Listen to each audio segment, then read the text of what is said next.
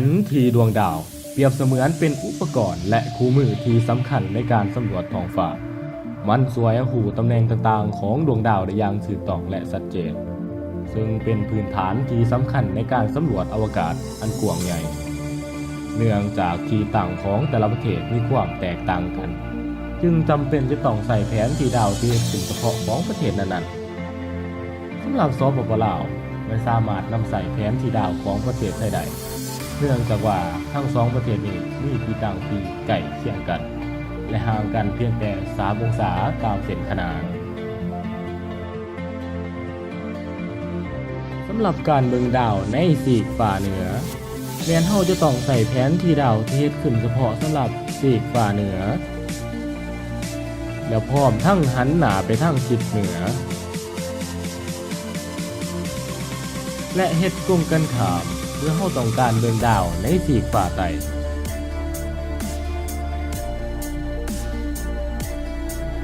การใส่งานจะต้องหมุนแผนวงกลมจนกว่าขีดของวันที่จะตรงกับขีดของเวลาที่เฮาต้องการเบิ่งดาวในช่วงเวลานั้นๆ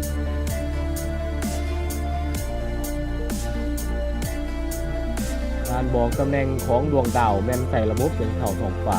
โดยเส้นโค้งตามดวงตั้งมันจะบอกถึงมุมหาเริ่มจากทิศตะวันออกหาทิศตะวันตกไปตามทิศของเทียนโมงมุมหาบ45 องศาทิศตะวันออกเฉียงเหนือมุมหาบ90 องศาทิศตะวันออกมุมหาบ270 องศาทิศตะวันตก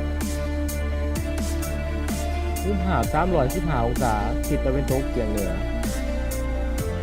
นอกจากนั้นเป็นโค้งตามดวงนอนยังบ่งบอกถึงมุมเงย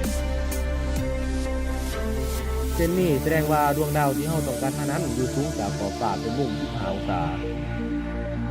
30 องศา45 องศา60 องศาและ75 องศาเมื่อเฮาตั้งแผนที่ดาวไปที่วันที่15 เดือนมังกรเวลาเที่ยงคืนตรงเฮาจะพบเห็นกลุ่มดาวนี้ใหญ่อยู่ที่มุมหาบ30 องศาและอยู่สูงจากขอบฟ้าเป็นมุมเงย30 องศากลุ่มดาวค้นคูอยู่ที่มุมหาบ315 องศาหรือทิศตะวันตกเฉียงเหนือ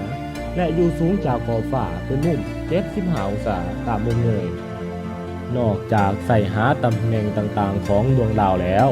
แผนที่ดาวยังสามารถใส่สอบหาเวลาขึ้นและตกจากขอบฟ้าของดวงดาวที่ต้องการในอีกด้วย